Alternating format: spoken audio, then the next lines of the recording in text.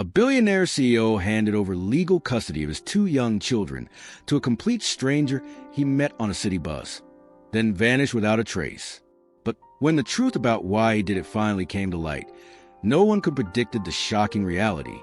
Jonathan Pierce, 42 years old, 6 feet 1 inch with graying temples and the kind of sharp suit that screamed corporate power, was the CEO of Pierce Technologies, a tech empire worth $3 billion. He was the kind of man who scheduled bathroom breaks and treated human emotions like inefficiencies to be optimized.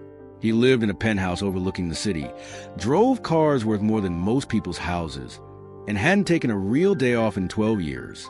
But Jonathan had two things that all his money couldn't fix. 8-year-old twins, Emma and Lucas, who barely knew their father existed. Since their mother died in a car accident 3 years ago, the children had been raised by a rotating cast of nannies, while Jonathan buried himself deeper into his work. He attended exactly 3 school events per year, spent Christmas morning answering emails, and communicated with his own children primarily through his assistant. Then there was Rosa Martinez, 55 years old, with kind brown eyes, callous hands, and a worn jacket that had seen too many winters. She cleaned office buildings at night and took the 6:47 a.m. bus home every morning, exhausted but somehow still managing to smile at strangers. Rose had raised 4 children of her own as a single mother, all now grown and successful, and she carried herself with the quiet dignity of someone who'd fought life's battles and emerged stronger. Rose had been taking the same bus route for 8 years, always sitting in the third seat from front, always carrying a thermos of coffee and yesterday's newspaper. She knew the other regular passengers by sight, the nurse heading home from her night shift, the construction worker starting his early day, the teenagers trying to get to school on time. But she'd never seen the desperate-looking man in the expensive suit who stumbled onto her bus that cold Tuesday morning. The incident happened on February 14th, a date Jonathan would remember for the rest of his life, though not for romantic reasons.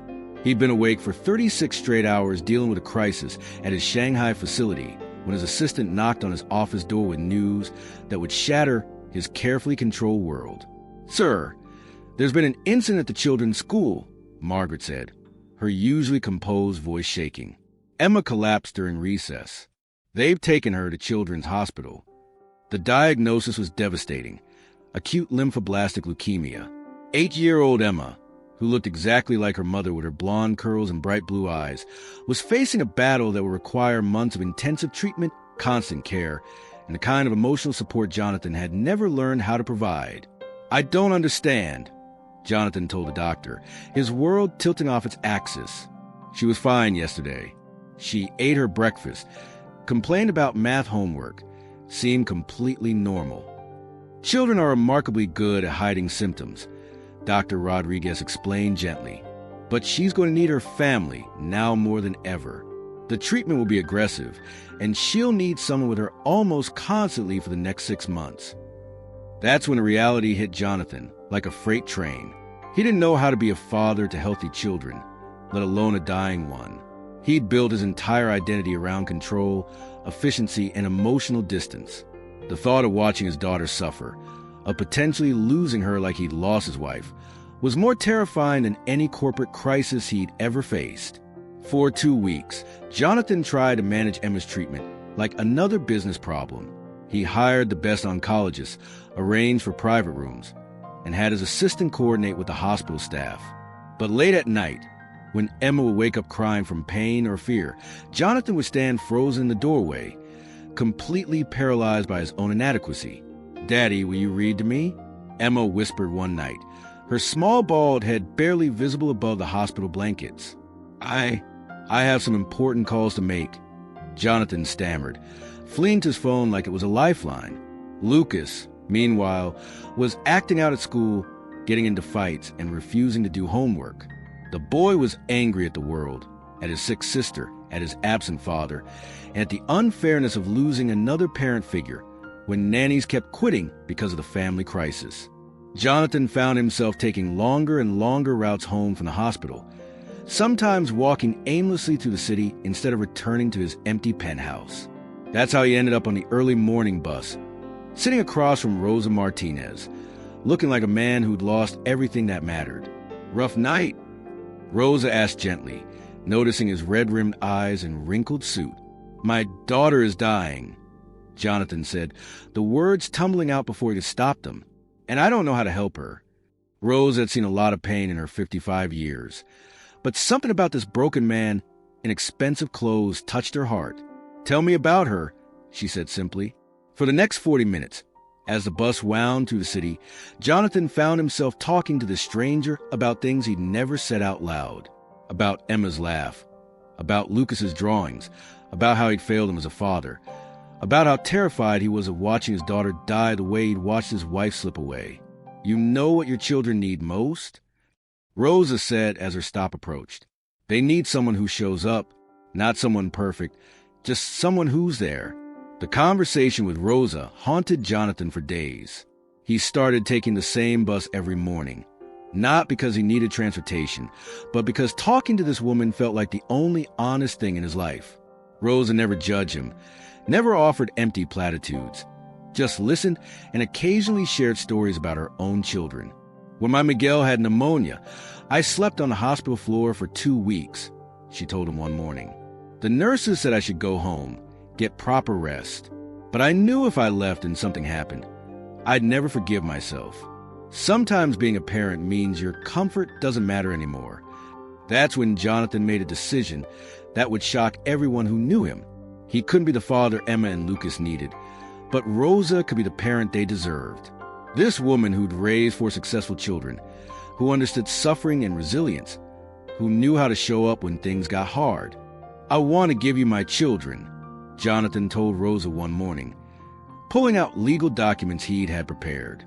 Full custody, complete guardianship, everything. I'll set up a trust fund to cover all their expenses, their education, medical bills, everything they'll ever need. Rosa stared at him in shock. You can't be serious. I've never been more serious about anything in my life, Jonathan said, tears streaming down his face. You know how to love them. You know how to be there for them. I'm broken, Rosa. I'm broken, and they deserve better. The legal proceedings took 3 weeks. Jonathan's lawyers were horrified. His board directors threatened to remove him, and child services required extensive background checks and home studies. But Jonathan had made up his mind with the kind of ruthless determination he'd once applied to hostile takeovers. The day he signed the papers, Emma was having a particularly bad reaction to chemotherapy. Jonathan found Rosa holding his daughter's hand in the hospital room, singing softly in Spanish while Lucas curled up in the chair beside them. Are you sure about this? Rosa asked one final time. Look at them, Jonathan whispered. In 3 weeks, you've given them more comfort than I have in 3 years. The hardest part was saying goodbye. Emma, despite her illness, seemed to understand something profound was happening. Daddy, are you going away like Mommy did? She asked, her small hand gripping his. No, sweetheart, Jonathan said, his voice breaking. I'm making sure you have someone who knows how to take care of you better than I do. Rosa loves you, and she's going to make sure you get better. Lucas was angry, as Jonathan had expected. You're just like all the nannies, the boy shouted. You're leaving us too. I'm not leaving you, Jonathan said desperately. I'm giving you to someone who can love you the way you deserve to be loved. Jonathan disappeared that night, leaving behind only his signature on the custody papers and a trust fund worth $50 million for the children's care. For months, no one knew where he'd gone. The media had a field day. Billionaire abandons sick children. Corporate monster gives away kids like assets. But Rosa knew better. She'd seen the pain in Jonathan's eyes, the way he'd agonized over every decision. This wasn't abandonment.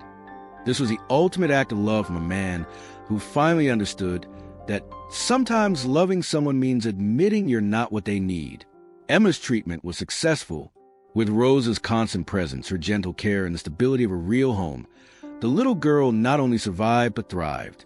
Lucas, finally having a parental figure who understood his anger and grief, began to heal as well.